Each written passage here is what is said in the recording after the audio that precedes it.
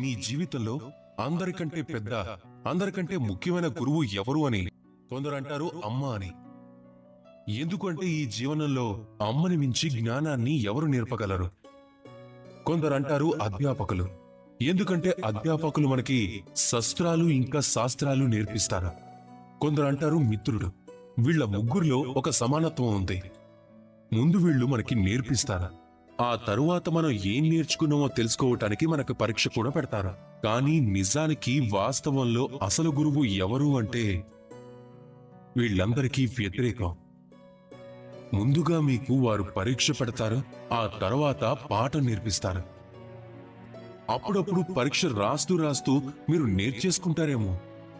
ఇదే విద్య, అనుభవం.